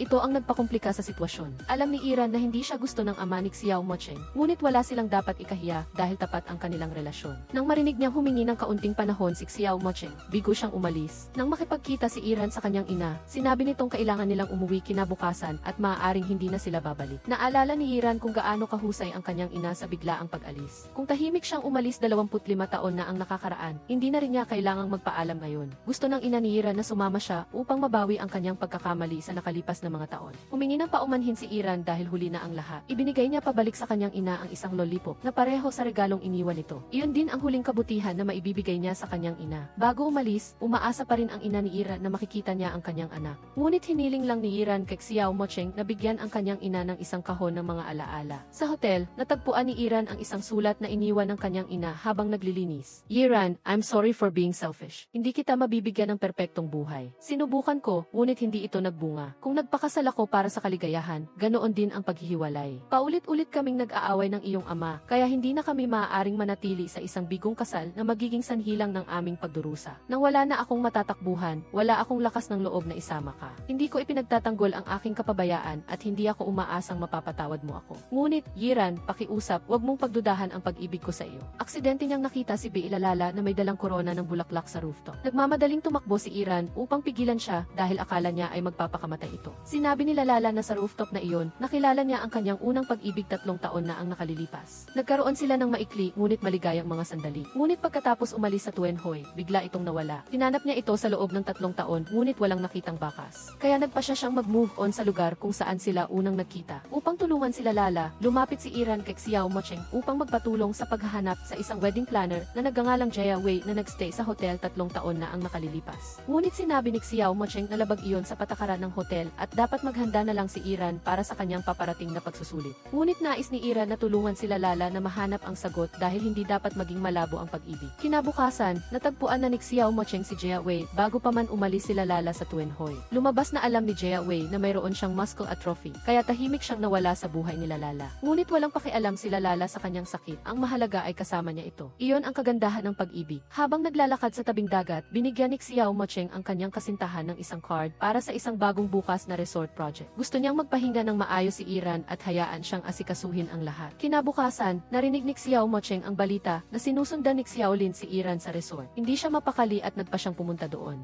Sakto namang dumating si Chairman Xiao para kausapin ang kanyang anak. Nang makita niya na kailangang mag-inspeksyon ni Xiao Mocheng sa resort, inutusan niya si Yishu na sumama. Pagdating sa resort, nagulat si Iran na makita si Xiao Mocheng at pati na rin si Yishu. Tinanong niya si Xiao Mocheng kung ang pagiging malabo sa ibang babae ang paraan niya sa pagresolba ng problema. Sinisi naman ni Xiao Mocheng ang kanyang kasintahan dahil sa hindi paggalang sa kanya at sa pagpayag na sumama si Xiaolin samantala, nakipagsabwatan si Yishu kay Xiaolin upang paghiwalain sina Iran at Xiao Mocheng. Habang naliligo ang kanyang kasintahan, nagdahilan si Xiao Mocheng na manghiram ng tuwalya para makipag-ayos. Ipinaalala ni Iran na wala sila sa Tuenhoy, kaya maaari siyang humingi ng anumang kailangan niya sa staff ng resort. Kahit na malamig ang pakikitungo niya, pinahiram pa rin niya ito ng tuwalyang nasa ulo niya. Kinabukasan, habang naglalakad sa kalsada, magkasama sina Xiao Mocheng at Yishu, ngunit nakatuon lang ang tingin ni Xiao Mocheng kay Iran. Paulit-ulit siyang nagdahilan para mapalapit kay Iran, ngunit palaging sinisira ni Xiaolin at Yishu ang pagkakataon. Nang makita niya na hinihila ni Xiaolin si Iran para sumayaw, sumunod din si Xiao Mocheng. Habang nagsasayaw sila, biglang umulan. Tila nagpapahiwatig ang langit sa kanilang dalawa. Aksidenteng nasagi ni Iran ang likod ni Xiao Mocheng. Nakita ng isang matandang babae na nakatakdang magkatuluyan ang dalawa sa kanilang nakaraang buhay, kaya pinayuhan niya si Xiao Mocheng na huwag matakot magpakumbaba o humingi ng tawad sa kanyang kasintahan. Pagkatapos niyang magpaliwanag, inilagay ng matandang babae sa kamay niya ang isang key lock of unity na nagkakahalaga ng 4 na puyuan. Ibinalik ito ni Iran, ngunit ipinilit pa rin ng matandang babae na ibenta ito kay Xiao Mocheng.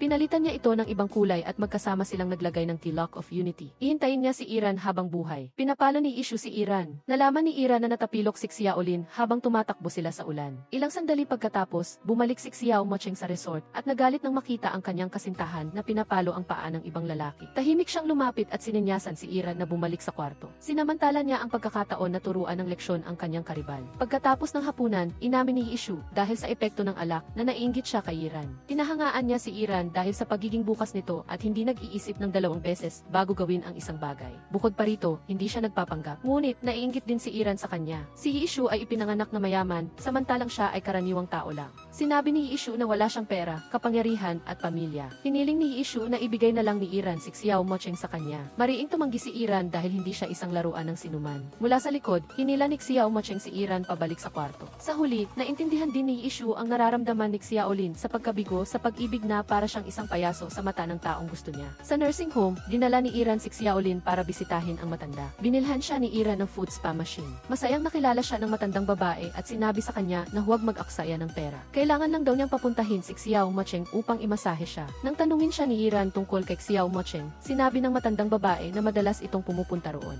Binayaran din niya ang bayarin ko sa ospital. Ang mga kasanayan sa masahe ni Xiao Mocheng ay mas mahusay pa kaysa kay Iran. Nakipagkita si Yi kay Iran sa plaza at sinabi niyang aalis na siya sa lungsod. Dati, nangangarap siyang sumikat, kaya ginawa niya ang lahat ng kanyang makakaya sa loob ng mga taon. Araw-araw siyang nagla-livestream dito, ngunit ang dami ng nanonood ay hindi pa umabot sa 50. Nang mag-audition siya, sinabi nilang hindi siya kaakit-akit. Yiran, hindi ko talaga makita ang kinabukasan ko at nawawalan na ako ng pag-asa. Pagdating ni Yiran sa hotel, nagulat siyang makita si Chairman Xiao. Hiniling niya na bigyan siya ni Yiran ng oras upang magpunta sa isang lugar kasama siya. Dinala niya si Yiran sa isang basement na naglalaman ng maraming mamahaling bagay na kinolekta niya mula sa buong mundo. Nang marinig niyang hindi interesado si Iran, sinabi ni Chairman Xiao na bawat isa ay may sariling hilig. Tulad ni Xiao Mocheng, gumamit siya ng kutsilyo at tinidor mula pa noong bata siya, samantalang ikaw ay gumamit lang ng chopsticks. Ang inyong mga pinanggalingan ay magkaiba tulad ng langit at lupa. Hindi pa nakikilala ni Xiao Mocheng ang isang simpleng babae, kaya natural lang na maakit siya sa iyo. Samantala, kasama ni Xiaolin ang isang potensyal na investor para sa Tuenhai. Hula ni Xiao Mocheng, ginagamit ni Xiaolin ang pangalan ng ibang kumpanya ng investment para tulungan ang Tangyao na makisali sa Tuenhai. Nagtaka siya kung bakit interesado ang Tangyao sa isang lumang hotel lang tulad ng Tuenhai. Nauna nang sinabi ni Xiaolin na nagsisimula pa lang siya sa industriya ng hotel, kaya kailangan niyang umasa sa isang kagalang-galang na brand. Gayon din, nangangailangan ang Tuenhai ng investment. Sabi ni Xiaolin, maaaring magtulungan ang dalawang partido. Kailangan lang ilabas ng Tuenhai ang mga stock nito sa loob ng 3 taon at susuportahan ito ng Tangyao sa lahat ng aspeto. Kahit na parang nagbibigay lang ng pera si Xiaolin, tumanggi pa rin si Xiao Mocheng. Tinanong siya ni Chen Mo kung bakit niya tinatanggihan ang investment. Nag-aalala si Xiao Mocheng na sunukin ng tangyaw ang Tuenhai. Binigyang diin ni Chen Mo na kung hindi matatapos ni Xiao Mocheng ang mga kahilingan ng mga shareholder sa tamang oras, kailangan pa rin niyang ibenta ang hotel.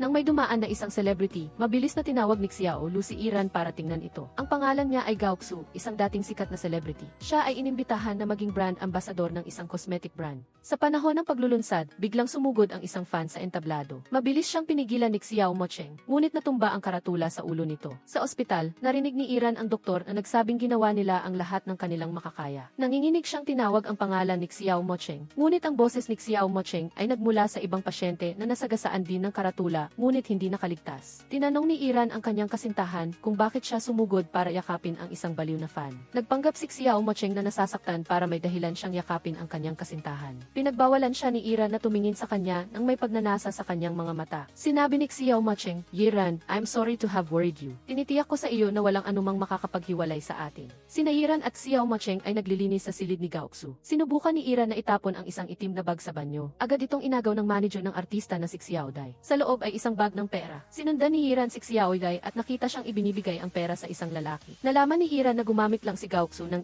crazy fan gimmick upang muling mapataas ang kanyang kasikatan. Nang marinig ang ingay sa ibaba, nagmadaling hinabol nila si Iran. Tumakbo si Iran para makipagkita kay Gao Xu. Inakala ni Gao Xu na humihingi ng pera si Iran, kaya nag-alok siya ng mataas na halaga para bilhin ang video. Ngunit, hiniling lang ni Iran kay Gao Xu na isiwalat ang katotohanan at humingi ng tawad sa manager at sa Tuenhai Hotel. Sinabi ni Gao Xu na ang mga taong nasa industriya ng showbiz ay gumagastos araw-araw para mag-imbento ng mga istorya at bumili ng mga fan para maging trending. Walang pakialam si Iran sa showbiz, ngunit sinabi niya na wala siyang karapatan na isakripisyo ang iba para sa kanyang sarili. Ang hotel manager na nagprotekta sa mga customer ay nasa ospital pa rin. Bukod pa rito, ang mga tunay na tagahanga ni Gao Xu ay mabibigo kung malalaman nila ang mga gimmicks na ito. Sa ospital, gustong isiwalat ni Iran ang katotohanan. Ngunit sinabi ni Xiao Mocheng na mainit na usapin ang crazy fan sa internet at kung isiwalat nila ang katotohanan ngayon, magdudulot lang ito ng gulo. Sabi niya, ituring mo na lang na nagbakasyon ako at nalaman ko kung gaano ako kamahal ng aking kasintahan.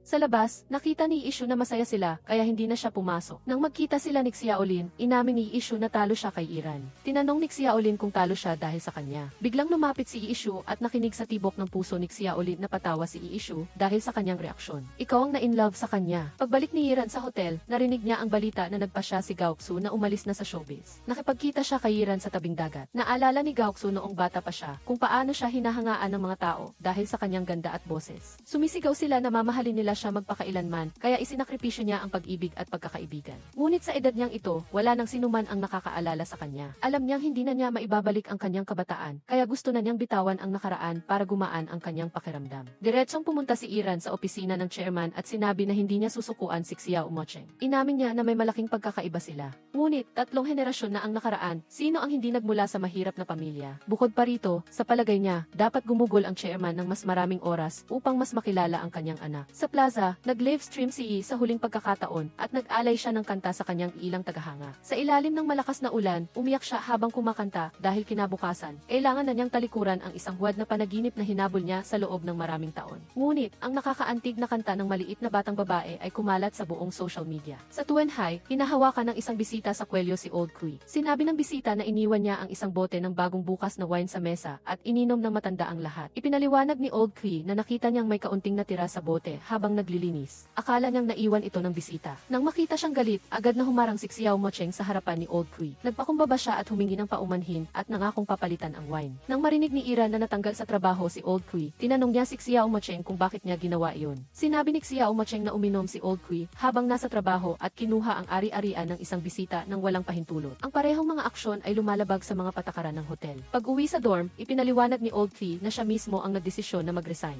Siya ay 72 taong gulang na at matagal na sanang nagretiro. Pinayagan lang siyang manatili ng manager dahil sa awa. Ngunit sa pagkakataong ito, gusto na niyang magpahinga sa nalalabi niyang buhay. Nang malaman niyang nagkamali siya sa pagbibintang sa kanyang kasintahan, nagtimpla si Ira ng chrysanthemum tea upang makipag-ayos. Inialay niya ang iba't ibang pagkain bilang paghingi ng tawad. Pakisabi sa akin, sige na, ngiti ka na. Isang one-time coupon. Sinamantala ni Xiao Mocheng ang pagkakataon at pinamasahe ang kanyang likod sa kanyang kasintahan. Nang marinig niyang sinusubukan niyang samantalahin siya, nagpa siya si Ira na turuan siya ng leksyon. Ngunit kasabay nito, biglang naglabas ng mga negatibong komento sa hotel website. Maraming bisita ang nagdahilan tulad ng pagkakaroon ng buhok sa banyo o amoy ng kettle para hilingin na makapag-check out. Sa lobby, isang mag-asawa ang nag-aakusa sa Tuenhai ng paninira. Sinabi nila na sinadya silang banggain ni Iran at may nahulog na kutsilyo at tinidor mula sa kanyang katawan. katawan. Sa pagpupulong, sinabi ni Chenmo na bukod sa mga problema sa kalinisan, mayroon ding maraming negatibong komento tungkol sa seguridad ng Tuenhai. Kahit na sinubukan na ng Public Relations Department na supilin ang balita. Gayunpaman, mayroon pa ring mga taong nag-ungkat sa insidente ng fan na iyon. Naisip ni Xiao Mocheng na kahit anong gawin natin ngayon, magiging dahilan ito ng galit sa mga netizens. Kaya, iminungkahi niya ang cold processing, pakikipagnegosasyon sa mga customer para sa kompensasyon at pagkuha ng ebidensya para isumbong ang mga maninira sa reputasyon. Sa camera room, natuklasan ni Xiao Mocheng na may isang lalaking nakikipag-ugnayan sa mga customer na nag-akusa kay Yansu. Nalaman ni Chenmo na si Amy Wang ay nagtatrabaho sa Demand Media Company. Nagkataon, ang kumpanyang nasa likod ng Demand ay si Ting Yao. Galit na galit si Xiao Mocheng na pinuntahan si Lin Sudong para tanungin. Tinanong niya kung bakit niya kailangang sirain si Yansu. Sinabi ni Lin Sudong na kahit kinamumuhian niya si Xiao Mocheng, hindi niya gagawin ang ganitong kahiyahiyang bagay. Tinawagan niya ang kanyang assistant. Nakipagkita si Amy Aileen kay N. Xiao at nalaman nilang magkasama pala silang bumuo kay Yansu noon. Ngunit dahil sa ilang hindi pagkakasundo, kinailangan ni M. Aileen na lumipat sa real estate. Nagpasalamat si E. Aileen sa kanyang matandang kaibigan sa pagpapaalis sa kanya noon dahil doon ay nabuo niya ang malakas na Tingyao Group. Alam niyang nahihirapan ang Yansu kaya nagpasya siyang bilhin ito. Sa labas ng hotel, kinwestiyon ni Lin Sudong ang kanyang ama kung bakit siya nakikialam sa Yansu. Pinagalitan siya ni M. Aileen, sinasabing wala siyang nagawa kundi dagdagan ang kita ng Yansu. Nang malaman niyang nahihirapan ang kanyang kasintahan sa pagharap sa krisis, si Iran ay gumawa ng espesyal na apple juice para sa kanya para magpalakas. Sa isang lagok pa lang, puno na ng enerhiya si Xiao Mocheng. Nang marinig niyang bumaba ang benta sa buwang ito, nakaisip ng ideya si Iran. Naisip niyang makipag-ugnayan sa mga lokal na magsasaka ng mansanas upang mag-organisa ng ilang aktibidad na makakaakit ng mga short-term na turista sa Yansu. Inamin ni Xiao Mocheng na mayroon talagang utak sa negosyo ang kanyang kasintahan. Sabi ni Iran, dahil sa pagmamahal niya sa direktor, kaya siya nagtrabaho sa housekeeping. Mag-aaral siya ng mabuti para maging kanang kamay ng kanyang kasintahan. Ngunit habang kumukuha si Iran ng evaluation exam, narinig ni Xiao Mocheng ang balita na nagpasya ang kanyang ama na ilipat ang Yansu sa Tingyao. Hinarap ni Xiao Mocheng ang kanyang ama para tanungin. Hindi mo ba alam kung gaano kahalaga sa akin ang Yansu? Ito ang hotel na pinaghirapan ninyo ng nanay kong itayo, ang lugar kung saan masaya ang aming pamilya. Naalala ko, noong buhay pa si nanay, nangako ka na poprotektahan mo ang Yansu. Sinampal siya ni Eng Xiao upang matauhan, huwag kang magpadala sa damdamin. Kahit na bumubuti ang Yansu, hindi ito makakasabay sa mga bagong modernong hotel. Hindi siya makakapagdesisyon ng mag-isa dahil kailangan niyang magpaliwanag sa mga shareholder. Naalala ni Xiao Mocheng na hindi pa tapos ang kanyang employment contract, kaya magpapatuloy siya sa pagtatrabaho rito. Nang makita si Iran, niyakap niya ito. Nagsorry si Iran dahil hindi siya pumasa sa evaluation exam, pero hindi siya susuko at susubukan pa rin ito sa susunod na mga pagkakataon. Kinuha ni Xiao Mocheng ang kanyang kasintahan para magrenta ng kwarto para magbago ng mood. Ngunit dahil mayroon na lamang isang kwarto, sinabi ni Xiao Mocheng na matutulog siya sa sofa. Sinabi ni Iran na masyado siyang nagdedesisyon para sa kanilang dalawa dahil kasya naman sila sa malaking kama. Bukod pa rito, hindi naman ito ang unang beses na natulog silang magkasama. Ngunit sa pagkakataong ito, masyadong tense ang atmosphere para matulog. Nang sinabi ni Xiao Mocheng na patayin ang ilaw, otomatikong dumilim ang kwarto. Binuksan ni Iran ang ilaw na nagpabigla sa kanya at nagpatumba sa kanya sa sahig. Naisip niya na ang alak ay makakatulong sa kanilang matulog ng mas madali. At totoo nga, mas lumapit sila sa isa't isa. Tinanong ni Iran kung bakit patuloy na pinanghahawakan ni Xiao Mocheng ang Yansu. Iran, ito ang patunay sa pagkakaroon ng nanay ko. Ang Yansu ay naglalaman ng lahat ng alaala namin ng nanay ko. Sayang lang at hindi niya ito naprotektahan at hindi niya rin napigilan ang mga tauhan. Ipinahayag ni Iran na mula ngayon, walang makakakuha sa anumang nais protektahan ni Xiao Mocheng. Naantig si Xiao Mocheng at dahan-dahang hinawakan ang labi ng kanyang kasintahan. Nakita niyang kusang loob si Iran, kaya niyakap niya ito buong gabi. Paggising sa umaga, nagulat si Xiao Mocheng nang makitang nakatitig sa kanya ang kanyang kasintahan. Sinabi niya na may daga na nagangalit ng ngipin kagabi na naging dahilan kung bakit hindi siya makatulog. Humingi ng paumanhin si Xiao Mocheng dahil hindi siya makatulog ng maayos sa bagong lugar. Nang marinig niya ang plano ng kanyang kasintahan para sa araw, sinabi niya na gusto niya na lang manatili sa kwarto. Bumaba ka para magkape, sabi niya. Tinanong ni Xiao Mocheng si Iran tungkol sa karanasan niya kagabi. Namula si Iran at sinabi na malakas ang kanyang puwersa, ngunit medyo mahina ang kanyang stamina. Tinanong niya rin si Xiao Mocheng. Sa pag-aakala niyang komportable si Xiao Mocheng, nagulat siya nang sinabi nitong hindi siya komportable. Galit na galit si Iran at nag-rate ng isang bituin. Nang marinig niya ang komento ni Xiao Mocheng tungkol sa moisture sa kwarto, naunawaan niyang ang tinutukoy niya ay ang karanasan sa hotel. Sakto, narinig nila ang isang matandang customer na nagrereklamo dahil walang receptionist ang hotel at puro robot ang naglilingkod. Maging ang pagpunta sa banyo ay kailangan pang pindutin ang maraming control button. Ngunit sa kotse, sinabi ni Iran na ang mga modernong hotel ay hindi angkop para sa mga matatanda. Bukod pa rito, mas komportable ang mga kama sa Yansu at mayroon pang mga customer na nagtatanong kung saan sila makakabili. Nakaisip siya ng ideya na magbenta ng mga kutson at unan para maranasan ng mga customer ang pakiramdam na nasa isang 5-star hotel.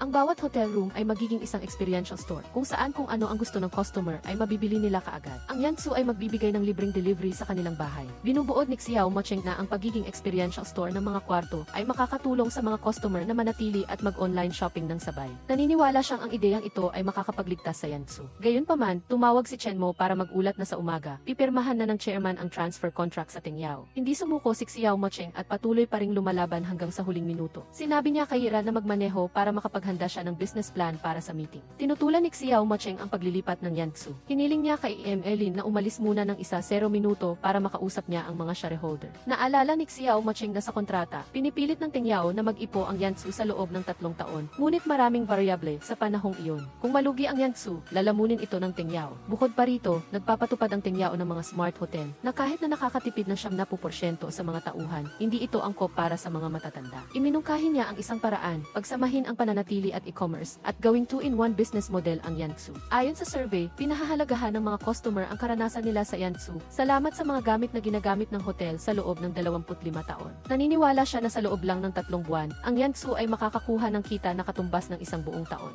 Dati, nagdesisyon si Xiao na bigyan ang kanyang anak ng 3 buwan para patunayan ang sinasabi niya. Upang baliktarin ang sitwasyon, humingi ng tulong si Iran kay Lin Sudong. Tumanggi siya dahil hindi niya pwedeng traidorin ang kanyang ama. Sinabi ni Ling Yishu na si Eileen ang masamang tao at hindi niya pinagkakatiwalaan ang sarili niyang anak. Naisip ni Iran na pinipigilan lang ni Lin Sudong ang kanyang ama na lamunin ang Yansu at hindi naman ito makakasama sa Tingyao. Ngunit si Lin Sudong at Ling Yishu ay nagsisikap na magpakilala ng mga partner at investor sa Yansu. Samantala, aktibong ipinapatupad ni Xiao Mocheng at Iran ang bagong proyekto. Nag-organisa sila ng isang live stream sa rooftop ng Yansu. Pagkatapos ng 3 buwan, ang opinyon ng publiko ay nagbago at pinupuri ang Yansu. Gayunpaman, hindi pa rin naabot ni Xiao Mocheng ang target na benta. Sinabi ni Iran na napakahusay na ni Xiao Mocheng sa paggawa nito. Ibinigay niya rito ang kanyang puso na naglalaman ng lahat ng kanyang pag-asa at lakas. Dati ay sinisisi niya ang sarili dahil hindi siya pinapabora ng tadhana. Ngunit mula nang makilala niya si Xiao Mocheng, nagkaroon siya ng stable na trabaho at mabubuting kasamahan. Ipinahiram niya sa kanyang kasintahan ang kanyang puso upang hindi ito sumuko hanggang sa huling minuto. Salamat sa lahat, Iran. Sa shareholder meeting, sinabi ni Xiao Mocheng na nalampasan na ng kita ang benta sa unang kalahati ng nakaraang taon. Hiniling niya na bigyan pa ng pagkakataon ang Yansu. Huwag ninyong kalimutan ang orihinal na layunin ng pagbubukas ng hotel para lamang sa panandali ang benepisyo. Pinigilan ni Elin si Xiao Mocheng na gamitin ang kapakinabangan ng iba para bayaran ang kanyang emosyon. Biglang nag-request ang assistant ng chairman para sa isang botohan. Ang bilang ng mga kamay na itinaas ay higit sa kalahati, ngunit biglang nagsalita si Xiao para tutulan ito. Tumawa si Elin dahil ang isang boto ni Xiao ay hindi makakapagbago ng resulta. Naalala ni Xiao na nakasaad sa hotel regulations na ang founder ay may karapatang magveto ng mga patakaran na may kinalaman sa kapakinabangan ng kumpanya. Natawa si Elin nang makita niya na sinusuportahan ni Xiao ang kanyang anak at na sinusuportahan din ng mga shareholder ang kanilang dalawa. Ipinakita ni Xiao sa lahat ang kabuang kita na ipinadala sa kanya ng foreign department. Kaya, ang kabuang kita ng Yansu sa nakalipas na 3 buwan ay lumampas sa 20 milyon. Pagdating sa negosyo, napatunayan na ni Xiao Mocheng ang posibilidad ng 2-in-1 business model. Sa personal, sinusuportahan ni Xiao ang kanyang anak dahil nasa tamang direksyon ito. Hinarap ni Eileen ang assistant ng chairman ni Xiao at tinanong kung bakit hindi niya agad sinabi ang tungkol sa founders regulation. Nalaman na ang assistant ay espiya pala ng Tingyao. Sa kwarto, personal na nagluto si Xiao ng noodles para sa kanyang anak. Sa wakas, natikman ni Xiao Mocheng muli ang lasa ng noodles na niluluto ng kanyang ina. Nagtaka siya kung ano ang nagpabago sa isip ng kanyang ama. Binalata ni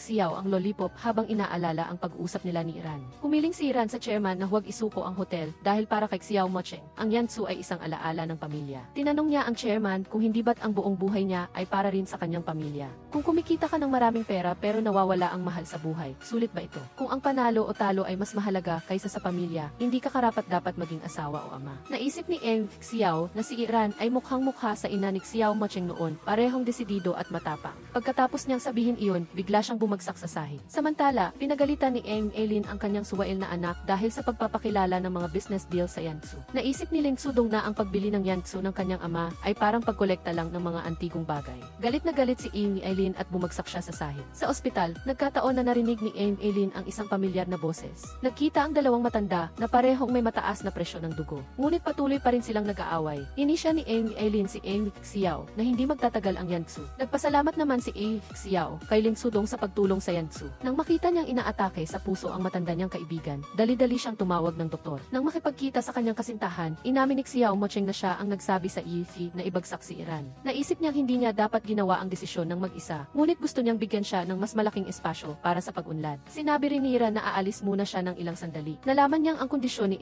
Xiao para panatilihin ang Yansu ay dapat mag-aral si Iran sa loob ng 2 taon. Nais niyang subukan ang pagmamahala ng dalawa upang makatiyak siya sa hinaharap ng kanyang anak. Xiao Mocheng, ito naman talaga ang gusto kong gawin. Upang manatili sa tabi mo ng matagal, kailangan kong magsikap. Hindi gustong iwan ni Xiao Mocheng ang kanyang kasintahan, ngunit sinusuportahan niya ang desisyon nito. Iran, hihintayin kita sa Yansu. Sa nursing home, natatakot si Iran na makalimutan siya ng kanyang lola, ngunit sa puso nito, nananatili ang imahe ng kanyang maliit na apo. Nangako si Xiao Mocheng na aalagaan niya ang kanyang lola para kay Iran. Sa tabi ng apoy, inalala ni Iran ang kanyang mga alaala noong bata pa siya, na ang kanyang ama ay madalas na nagpapatulog sa kanya sa isang duyan. Sa panahong iyon, kahit gaano pa kalakas ang ulan o bagyo, kahit gaano pa siya kahuli umuwi, may naghihintay pa rin sa kanya. Iran, simula ngayon, hihintayin kitang umuwi. Samantala, gusto ni Ling Yishu na maglakbay ng ilang sandali at nagkataon na nakasalubong niya si Lin Sudong sa airport. Wala rin siyang destinasyon, kaya iminungkahi niyang maging kasama niya sa paglalakbay. Kinabukasan, naghanda si Xiao Mocheng na ihatid ang kanyang kasintahan. Sakto, narinig niya ang balita na darating si Chairman Liu upang i-rate ang hotel. Kaya, sinabi niya kay Chen Mo na ihatid si Iran sa airport para sa kanya. Nagpanggap si Iran na okay lang, ngunit umiyak siya sa kotse at sinisi ang kanyang kasintahan sa pagiging walang pakialam. Kahit busy ka, dapat nag-text ka man lang para mangumusta. Natatakot siyang baka bago pa man sila mag-long distance, maghiwalay na sila. Nang marinig ni Xiao Mocheng ang kanyang mga reklamo, hindi na niya ito kinaya. Nagplano siyang magpanggap na driver para sorpresahin siya sa airport. Ngunit sinigawan siya ni Iran sa buong biyahe. Iran, paano ko magagawa na layuan ka? Ngunit hindi ako magiging makasarili para pigilan ka sa pagpapaunlad ng iyong karera. Pagdating mo doon, huwag kang magkagusto sa iba. Huwag mo akong kalilimutan araw man o gabi. Ipinangako ni Iran ang kanyang pagmamahal sa pamamagitan ng isang halik. Habang nasa long distance relationship, patuloy na pinamahalaan ni Xiao Mocheng ang Yansu na nakamit ang record na kita. Sa kanyang libreng oras, madalas niyang dinadalaw ang lola ni Iran sa nursing home. Dahil sa time difference, madalas siyang hindi makakontak sa kanyang kasintahan. Tuwing namimiss niya si Iran, sumasakay siya sa bus at iniisip na nasa tabi niya ito. Pagkatapos ng isang taon, inanunsyo ng chairman ng Hotel Association na nanalo ang Yansu ng unang pwesto sa pinakaprestihiyosong kompetisyon sa industriya. Sa loob lamang ng isang taon, muling binigyang kahulugan ng Yansu ang industriya ng hotel sa pamamagitan ng 2-in-1 business model nito, ang pinagsamang pananatili at e-commerce. Pagkatapos, masayang nag-selfie si Xiao Mocheng kasama ang gintong plaketa para ipadala kay Iran, ngunit maghapon siyang naghintay ng sagot. Sakto, dumating si Lin Sudong at Ling Yishu para mag-abot ng wedding invitation. Nalungkot si Xiao Mocheng dahil ilang araw na siyang hindi makakontak kay Iran. Naalala ni Lin Sudong na noong bata pa siya, ayaw niya nang mag-aral at madalas niyang makalimutan ang mga lalaki. Nagpasalamat si Ling Yishu sa kanyang kasintahan dahil hindi nito kinaya ang long distance, kaya inilipat nito ang lahat ng kanyang trabaho pabalik sa bansa para makasama siya. Nang makita niya ang kanilang pagmamahalan, mas lalong nalungkot si Xiao Mocheng. Sa opisina, nilagyan niya ng concealer ang kanyang mukha bilang isang ugali, ngunit napagtanto niya na wala na siyang insomnia, kaya nawala na rin ang kanyang dark circles. Masaya siyang nagpaalam, ang makeup na dating kapakipakinabang. Sa wakas, ibinalik din ni Xiao si Iran. Nagulat si Xiao Mocheng nang akalain niyang nakaupo siya sa wheelchair. Nakahinga siya ng maluwag nang malaman niyang nagkamali siya ng nakita. Mula sa likod, si Iran ay tila nagbago at kumpiyansang pumunta sa harapan ni Xiao Mocheng. Walang emosyon siyang dumaan sa harap niya at pumasok sa conference room para magpresenta tungkol sa bagong programa ng Yansu. Opisyal niyang ipinakilala ang sarili bilang bagong direktor ng marketing department. Pagkatapos ng meeting, kinwestiyon ni Xiao Mocheng kung bakit hindi siya nag-abiso na babalik siya. Sinabi ni Iran na dapat pag-usapan nila ang mga personal na bagay pagkatapos ng trabaho. Tinawag niya ang EC director sa kanyang opisina para pag-usapan ang spring recruitment. Sa gabi, natuklasan ni Xiao Mocheng na si Iran na nakasuot ng costume ni Santa Claus. Binigyan niya siya ng isang kahon na may lamang pindutan ng damit na nagpakilala sa kanila, ang kanilang unang larawan na magkasama habang nanonood ng konsyerto, ang padlock na nagpapahiwatig ng kanilang panghabang buhay na pangako, ang sponge na tumulong sa kanya na itago ang kanyang dark circles, at isang tabletang humihingi ng tawad. Tinanong ni Xiao Mocheng si Santa Claus kung ang isang tao ay biglang nawalan ng kontak, bakit siya biglang magpapakita sa harapan ko. Tumakbo si Iran sa likod ng puno ng Pasko para baguhin ang kanyang damit. Bigla siyang lumabas, kumikinang sa kanyang puting damit. Xiao, pakakasalan mo ba ako? Hindi kita bibigyan ng pagkakataon na magsisi. Sumang-ayon si Xiao na ibigay ang kanyang kaisa-isang anak kay Iran. Nakiisa rin ang mga kasamahan para batiin ang dalawa. Xiao Mocheng, ang nakalipas na panahon ay talagang mahirap. 3 oras lang ang tulog ko araw-araw, at ang natitirang oras ay ginugol ko sa pag-aaral. Natapos ko ang programa magkasama sa loob lamang ng 1 taon. Ang lahat ng aking pagsisikap ay para lang makabalik ako sa iyo ng mas maaga. Xiao Mocheng, kung isusuot mo ang singsing na ito, magiging pag-aari kita. Hindi ka pwedeng makipagdiborsyo, magsisi, magkasakit, o tumingin sa ibang babae. Kaya, tatanggapin mo ba ito? Yiran, mahal kita. Mula ngayon, hindi na kita lalayuan. Sa tag-araw, taglagas, taglamig, at saan man sa mundo, magkasama tayo ng walang pagtatalo, tanging kaligayahan lang. Yiran, pakakasalan mo ba ako? Xiao Mocheng, mahal kita. Sa huli, ang Cinderelang si Iran ay bumalik sa kanyang prinsipe. Ngunit ang kanilang nakakatuwang kwento ng pag-ibig ay nagsisimula pa lang. Ang kanilang mga araw sa hinaharap ay magiging puno ng kaligayahan habang pinamamahalaan nila ang Yansu Hotel.